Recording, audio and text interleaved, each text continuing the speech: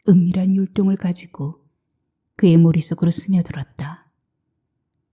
그것은 또 문 밖의 소리가 아닌 몸 안의 절규처럼 그의 감각을 두드려 깨웠다. 갑자기 머리칼이 곤두서고 심장이 끓어오르며 허파를 부풀렸다. 알 수 없는 분노가 우두둑 관절을 일으켜 세웠다. 불끈 움켜진 그의 주먹이 전동 칫솔처럼 부르르 떨렸다.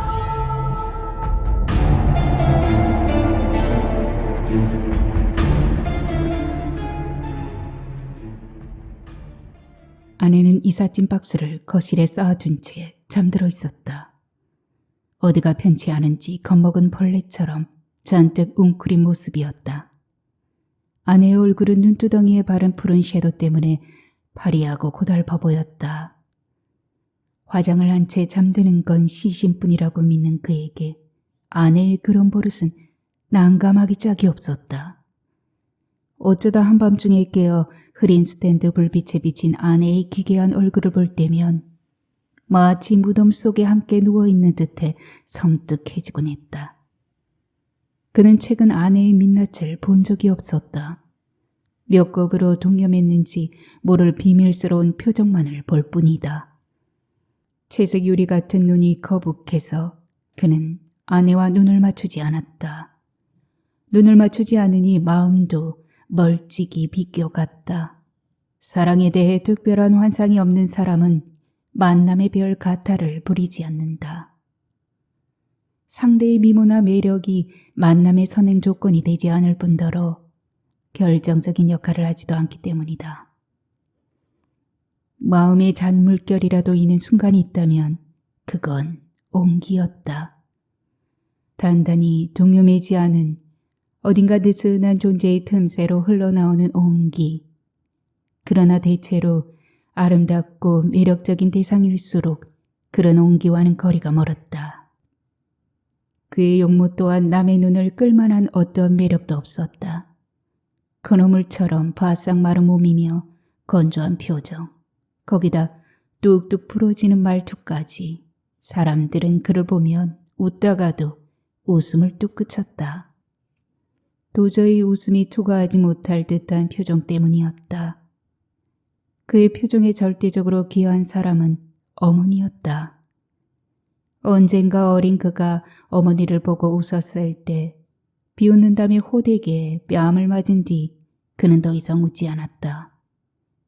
웃지 않았을 뿐 아니라 그의 무의식은 웃음을 작동시키는 안면 근육까지 퇴화시켜버렸다.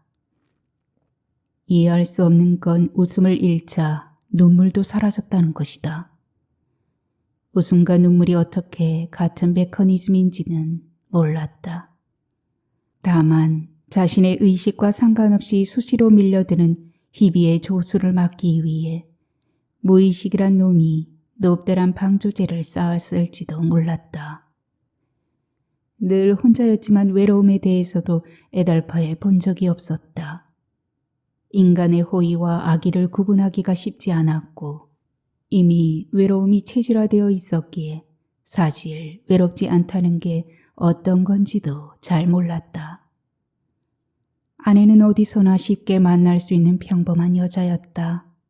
작고 통통한 체격에 발음이 분명치 않은 중간 톤의 목소리, 금방 돌아서도 도저히 그 윤곽을 떠올릴 수 없는 지극히 평범한 외모였다. 거기다 상대를 제압하기는커녕 시선 처리마저 제대로 하지 못하는 눈은 어찌 보면 다소곳하나 달리 보면 매우 비밀스럽고 자폐적이었다. 그러나 그가 원하는 것을 지니고 있었다. 말이 없다는 거였다. 묻는 말에 짧게 답하거나 고개를 주걱거리는 것이 전부였다. 말이 없는 대신 잘 웃었다. 그의 모든 말에 박수를 치듯 활짝 웃어주었다. 웃음이 맞는 키라는 사실을, 웃음이 가장 깊은 대화라는 사실을 그는 아내를 통해 깨달았다. 말이 없으니 질문도 없었다. 무슨 음식을 좋아하는지, 취미와 혈액형은 무언지, 가족관계는 어떤지 아무것도 묻지 않았다. 둘 사이에 시도 때도 없이 끼어드는 긴 침묵을 불편해하지 않았고 어떤 요구나 주문도 없었다. 그녀의 그런 모습은 늘 높다란 나뭇가지에 걸려있는 듯 불안하게 출렁거리던 그의 마음을 땅에 편히 내려놓겠다. 이미 세상 떠난 아버지는 물론이고 요양원에 있는 어머니에 대해 설명하지 않아도 되고 20년째 소식이 끊긴 누나에 관해 털어놓을 필요도 없었다.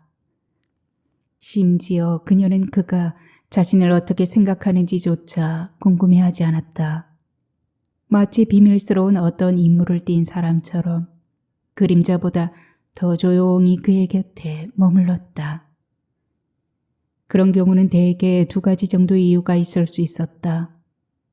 그녀도 그와 마찬가지로 떠벌리고 싶지 않은 허접한 사연을 가지고 있거나 아니면 삶에 대한 지극히 무덤덤한 태도 때문이었다.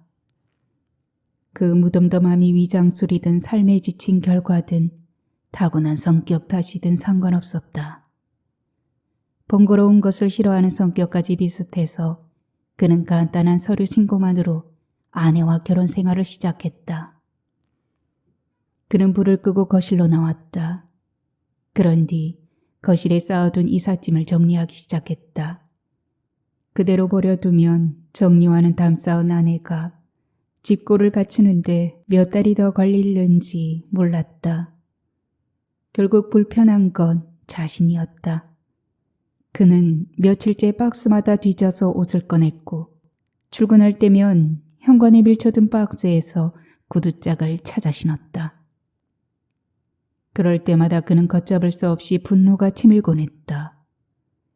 현관이란 젊은 부부와 스킨십을 위한 장소지 화를 돋우는 장소가 아니었다. 그는 박스에서 물건을 꺼내 제자리에 넣은 뒤에 신발장도 정리했다. 신발장은 묵은 먼지로 키키하고 더러웠다. 그는 신발장을 대충 닦아내고 신발을 제자리에 넣었다. 경첩이 망가진 신발장은 문을 여닫을 때마다 주저앉아서 마치 탈구한 관자를 꿰맞추듯 안간힘을 써야 했다.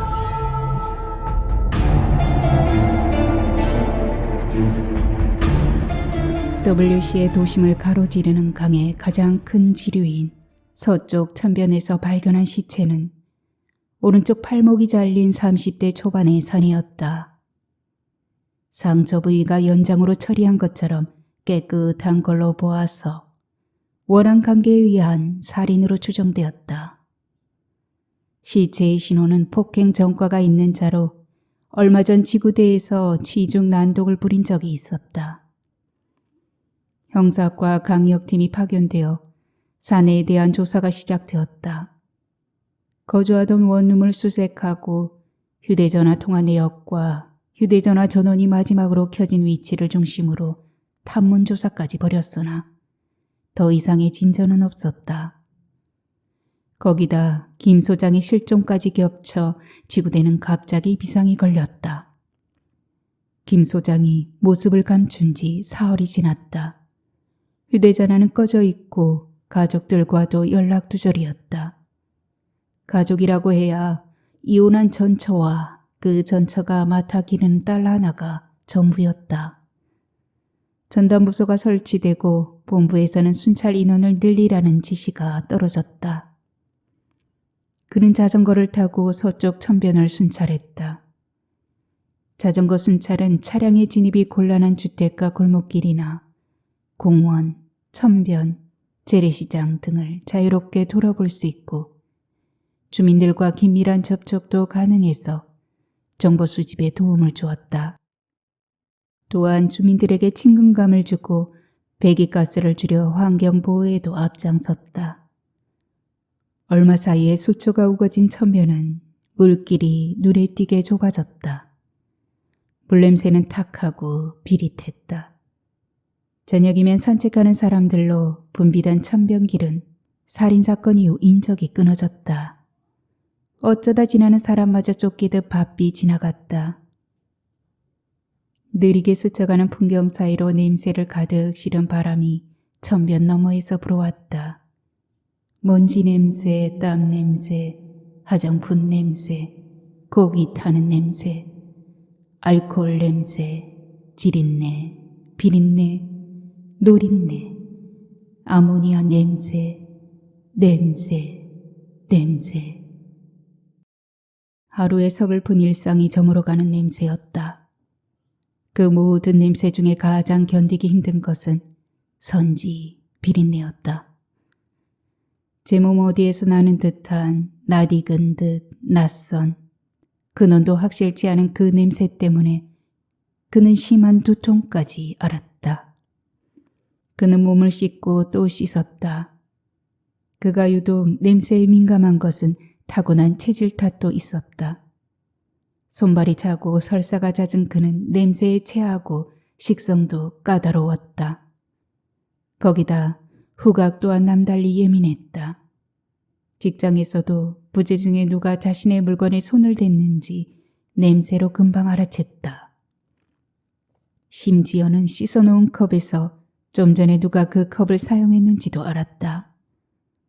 동료들은 그에게 공항 근무를 추천하며 더 이상 마약 탐지견이 필요 없게 되었다고 비아냥거렸다. 그제는 시에서 유명하다는 이비인후과 병원을 찾아갔다. 눈이 길고 매섭게 생긴 젊은 의사는 그의 코 속, 귀 속, 모관까지 꼼꼼히 들여다보며 몇 가지 질문과 검사를 하더니 의외의 소견을 내놓았다. 냄새가 그의 머릿속에 있다는 것이다.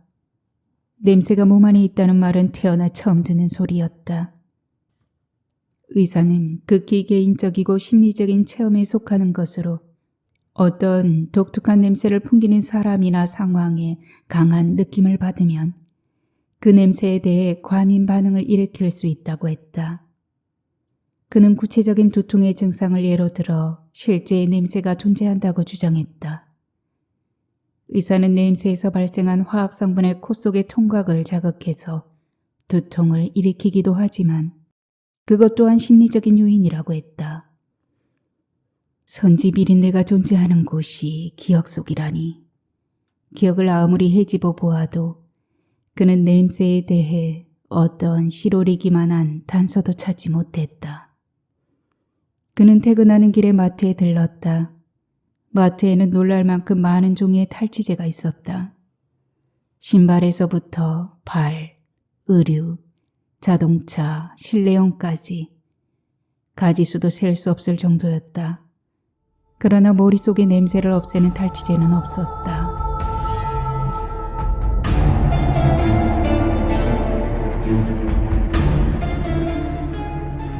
후각이 둔감하던 아내가 갑자기 냄새에 예민해졌다. 냄새에 예민해지면서 식탐도 자취를 감추었다. 유통기한이 지난 빵과 과자가 봉지도 뜯기지 않은 채 식탁에 그대로 놓여있고 식품을 사다 나르는 일도 없었다. 아내는 잠이 많아졌고 더욱 게을러졌다. 그가 출근할 때 보여준 자세로 퇴근 때까지 그대로 누워있는 날도 있었다. 그는 답답했으나 아내에 대해 아는 게 거의 없었다. 아내가 자신에 대해 전혀 이야기를 하지 않기 때문이었다. 남쪽 지방 어디에 거주한다는 장모도 만난 적이 없고 왕래하는 친척마저 없었다. 심지어 친구와 통화하는 걸 본 적도 없었다. 어쩌다 궁금증을 참지 못해 그가 몇 마디 묻기라도 하려면 아내는 시문에 응하지 않으려는 피고처럼 입을 완강하게 다물었다. 최근엔 무엇을 숨기고 있는지 그를 보면 깜짝깜짝 놀라기까지 했다. 밝혀지지 않은 것은 물론이고 이미 밝혀진 사실조차 다시 한번 검증하고 확인하는 그의 직업적 특성은 그럴 때 의심의 경광등이 번쩍거렸다. 아내는 보이는 그대로가 자신의 모습이라고 주장하는 듯했다. 그건 더욱 괴로운 일이었다. 보이는 것마다, 아내가 보여주는 것마다 그는 참을 수 없는 고통을 느꼈다. 집안 여기저기에 널려있는 음식 부스러기와 과일 껍질들, 발효와 부패의 중간에 놓여있는 온갖 냄새 사이로 초파리들이 극성을 부렸다. 모든 물건은 항상 뒤엉켜 있거나 종적이 미어연한 상태여서 주인과 숨바꼭질을 해야 했다. 오직 제자리에 놓여있는 거라곤 3인용 소파와 19인치 텔레비전 정도였다. 옷을 갈아입는 것도 게을러서 늘 밤새 콜된 바지에 색바랜 누런 티셔츠 차림이었다. 그는 결혼 전에 혼자 지내던 자신의 방을 떠올렸다. 방문하는 이가 아무도 없었으나 늘 완벽하게 정리정돈이 되어 있었다. 물건이란 물건은 못질이라도 한 것처럼 모두 제자리에 붙어 있었고 집기나 가구도 얼룩 한 점 없이 청결했다. 그의 자취방에 들렀던 아내는 선뜻 자리에 앉지 못했다. 무섭다는 것이었다. 어른보다 아이가 더 무섭다거나 원칙이 혁명보다 무섭다는 얘긴 들어보았어도 깨끗한 게 무섭다는 말은 금시초문이었다. 며칠 전에는 화장대 서랍에 들어있던 아내의 가계부를 몰래 들춰보았다. 가계부의 항목에는 삐뚤빼뚤한 글씨로 사과, 과자, 고기 같은 항목만 쓰여있고 세세한 내용은 일체 기록하지 않았다. 지출란에도 애매모호한 숫자의 스케치 같은 기록만 있었다. 그건 수입과 지출을 빈틈없이 짜맞추는 가계부와는 전혀 다른 성격의 기록이었다. 결혼 전에 혼자 살면서 파 한 단, 달걀 한 개까지 꼼꼼하게 기록했던 자신의 가계부와 비교하면 완전 엉터리 주먹구구였다. 아내의 얼굴은 하루가 다르게 초췌해져 갔다. 살이 빠져 광대뼈가 도드라진 얼굴이 노골적인 병색을 드러냈다. 야근을 하고 아침에 귀가했을 때 아내가 화장실에서 토하는 것을 보고서야 그는 아내가 임신했다는 걸 알아챘다. 심장이 지진난 것처럼 무섭게 요동쳤다. 가슴이 뻐근할 정도로 격렬한 몸의 반응에 그는 당황했다. 그러자 곧 그것이 자신도 알지 못하는 사이 진심으로 기대했던 일이었다는 걸 알았다.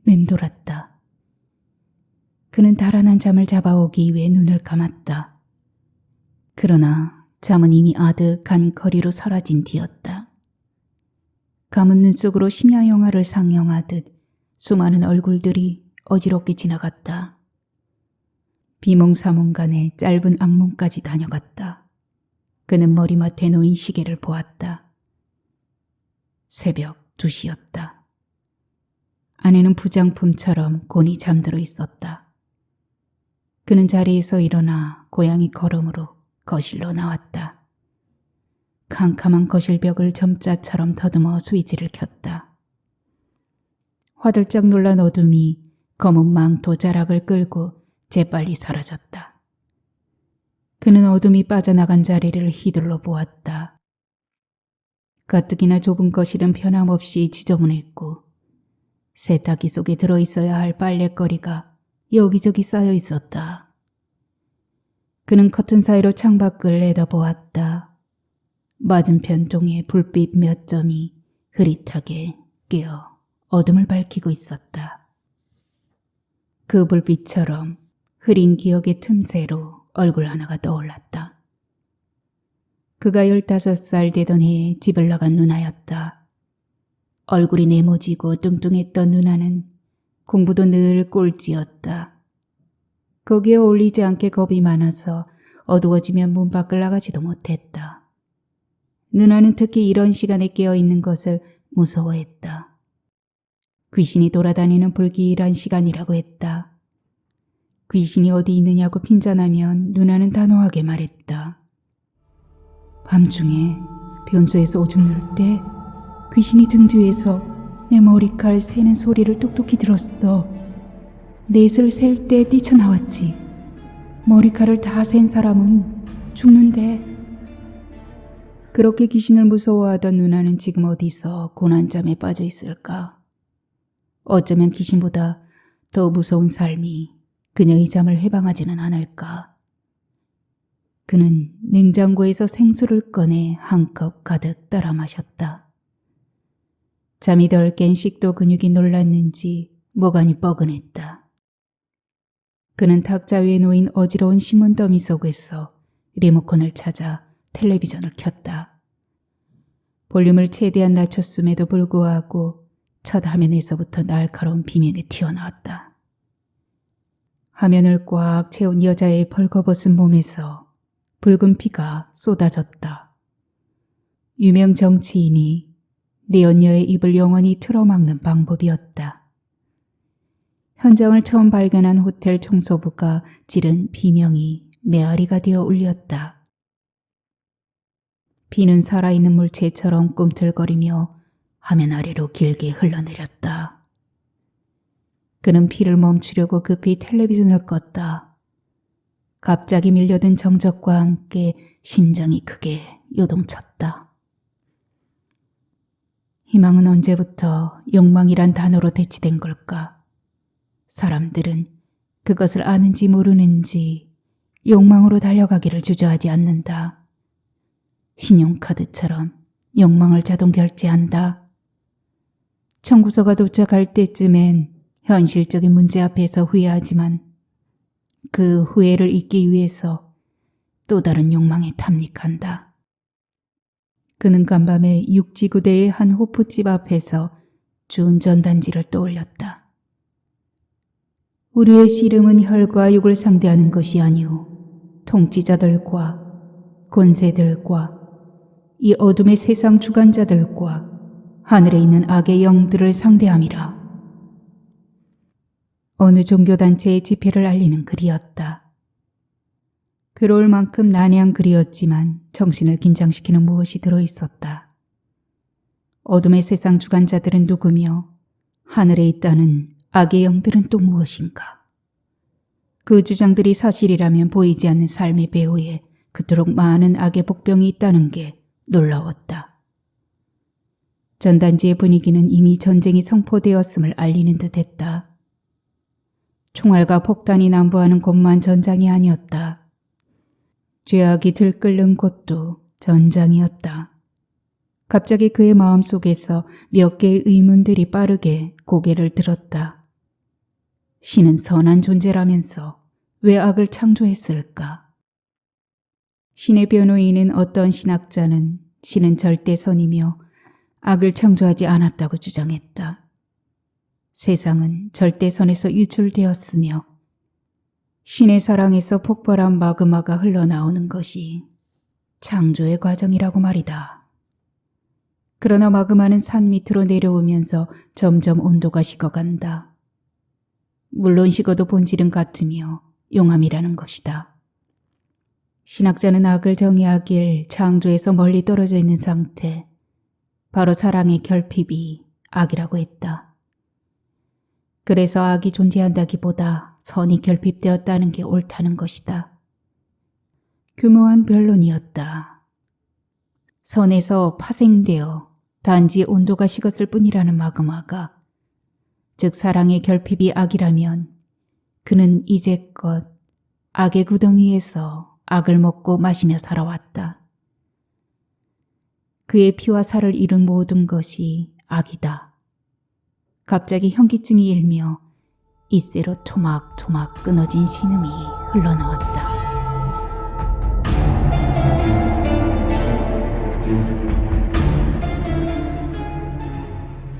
아내는 텔레비전을 보고 있었다. 그녀는 텔레비전을 좋아했다. 몇 시간이고 그 앞에서 시간을 보낼 때가 많았다. 특별히 즐겨보는 프로그램이 있는 것도 아니었다. 그저 화면을 통해 흘러나오는 것이면 무엇이든 좋아했다. 아내는 천변에서 발생한 살인사건에 대해 아무 질문도 하지 않았다. WC가 발칵 뒤집어지도록 시끄러운 일에 아내의 반응은 의외였다. 말이 없는 것과 표현이 없는 것은 달랐다. 어쩌면 아내의 침묵은 가장 확실한 의사 표현일 수도 있었다. 현란한 조명 아래 상반신을 검은 가죽으로 동여맨 4-5명의 남자가 노래인지 신음인지 모를 소리를 중얼거리며 몸을 격렬하게 흔들어댔다. 그는 음악을 좋아하지 않았다. 음악은 이상하게 그의 기분을 멋대로 조종하며 혼란스러운 잔상을 남겼다. 자신도 모르게 뇌리에 입력된 노랫말이 뜻없이 입술에서 맴돌기도 했다. 아내는 미동도 하지 않고 텔레비전에 정신이 꽂혀 있었다. 푸른 아이섀도우 아래 깜빡이는 눈동자가 무슨 생각에 잠겨 있는지 도무지 알 길이 없었다.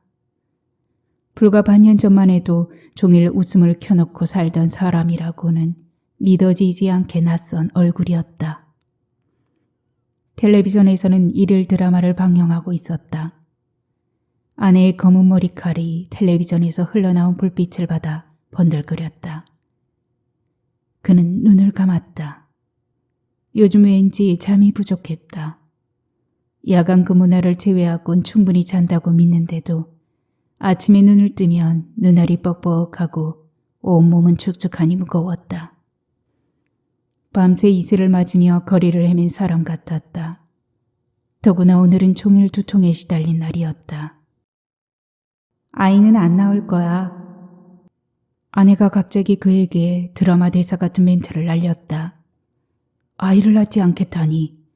마치 예매해둔 영화표를 모르거나 예정된 일정을 취소하겠다는 심상한 말투였다.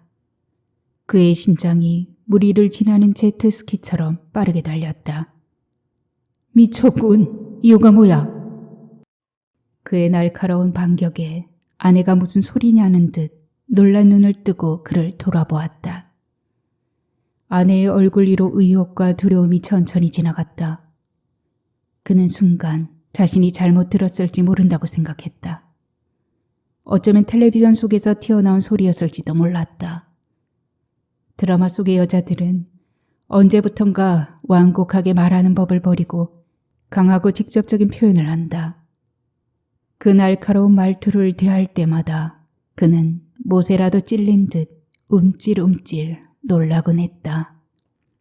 그는 잠시 숨을 고른 뒤에 이 이상한 상황을 이해하려고 노력했다. 잘못 들었다고 믿기엔 너무나 확연한 뜻이 담긴 말이었다. 혹 아내의 마음속 깊이 꽁꽁 숨겨둔 생각은 아니었을까. 그는 최근 들어 남이 듣지 못하는 소리를 자주 들었다.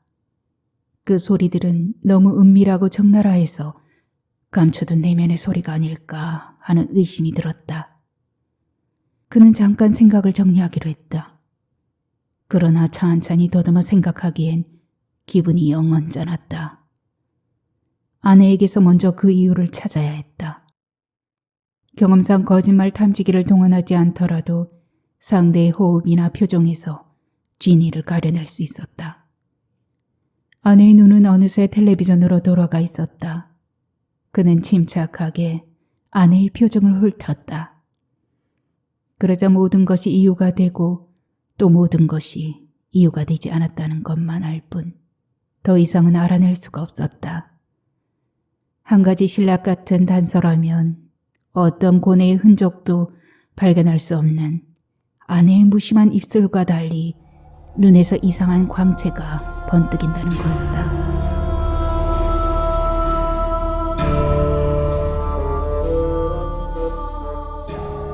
실종되었던 김 소장이 강하구에서 사체로 발견되었다.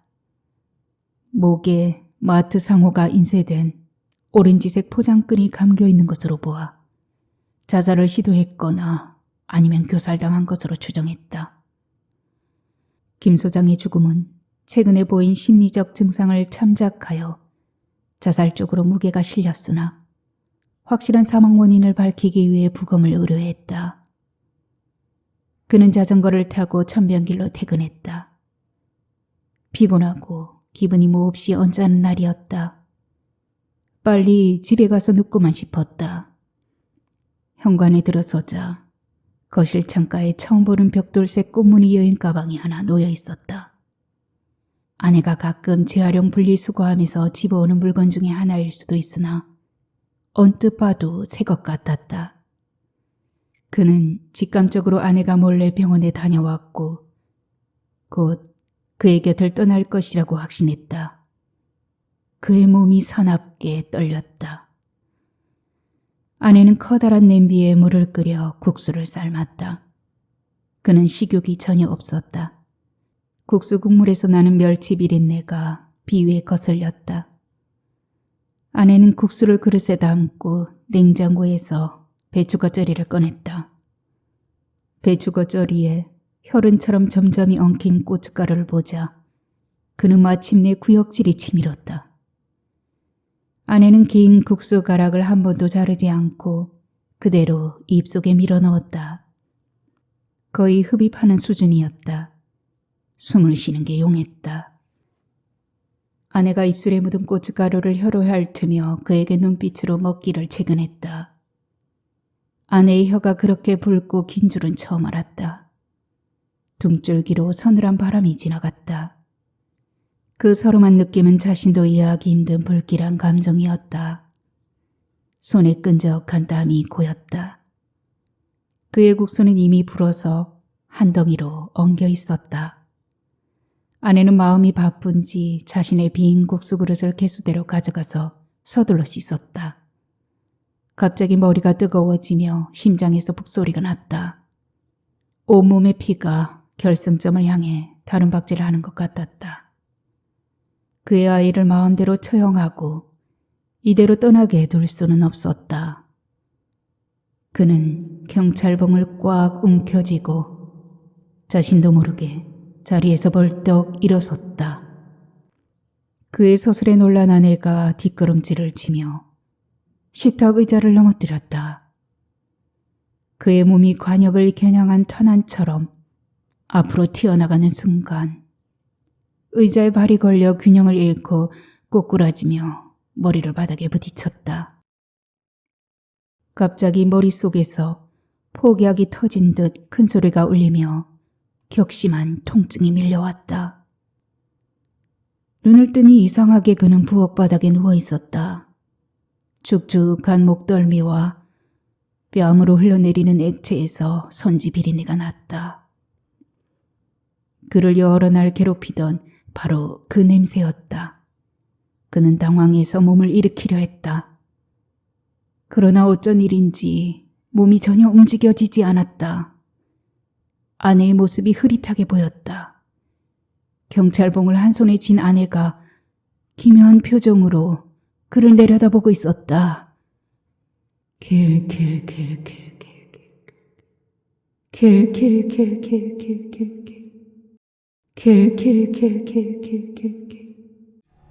머릿속에서 안개 소리가 들렸다.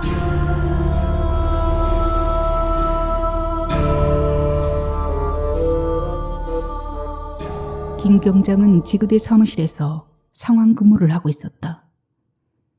자정을 1시간 정도 앞둔 시각이었다. 보고서를 작성하다 유리문에 비치는 그림자에 고개를 들었다. 사무실 밖에 웬 커다란 가방을 든 여자가 서성이고 있었다. 야간 근무를 하다 보면 심야에 지구대를 찾는 사람들이 덜어 있었다. 그러나 막상 문 앞에 와서까지 들어오지 못하고 망설이는 사람은 이런 곳이 처음이거나 말 못할 어떤 사정이 있는 경우였다. 그는 문을 열고 나가 여자를 안으로 들였다. 여자는 밤색 코르덴 바지에 색바랜 누런 티셔츠를 입고 있었고 얼굴엔 성한 곳이 한 군데도 없었다. 상습적인 구타의 흔적으로 보이는 상처가 얼굴 곳곳에 남아있었다. 양뺨의 철가상 외에도 코뼈가 휘었고 눈두덩이 섀도를 칠한 것처럼 지푸른 멍이 들어있었다. 여자는 꽃무늬로 뒤덮인 조잡한 진홍색 가방 속에서 무언가를 주섬주섬 꺼냈다. 아마 가해자와 관련된 물건인 듯했다. 하루에도 수많은 민원을 취급하지만 창구에 와서 직접 증거물을 제시하는 경우는 드물었다.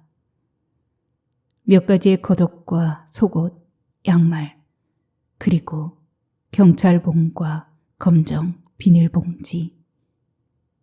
그 비닐봉지 속에 다시 신문지로 여러 겹 싼 뭉치 안에 든 것은 검자주색 피가 엉겨붙은 코팅 장갑과 휴대용 세톱, 그리고 마트 상호가 새겨진 오렌지색 포장끈이었다. 두 건의 살인사건으로 강력팀에서 눈에 불을 켜고 찾던 바로 그 증거물이었다. 여자는 지적 장애가 있는 듯했다. 피 묻은 경찰봉을 한 손에 꼭 쥔 채 고자질하는 어린애처럼 의기양양하게 웃고 있었다.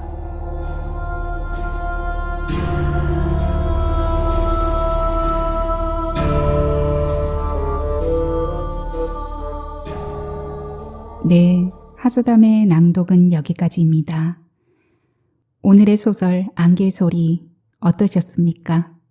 반전의 반전을 이루는 괴기스러운 소설이죠. 타인은 알 수 없는 자신만의 트라우마와 분노 한 가지씩은 가지고 있을 법합니다. 무더위를 참기 힘들 때 하소담의 안개 소리 낭독을 들어보세요. 서늘해지겠죠? 네. 그리고요. 제가 주로 단편소설, 중편소설을 주로 읽어드렸잖아요. 이제 긴 호흡의 장편도 들려드릴까 합니다. 준비하고 있어요. 기대해 주실 거죠? 그러면 하소담은 또 다음 영상으로 돌아올게요. 편안히 계세요. 감사합니다.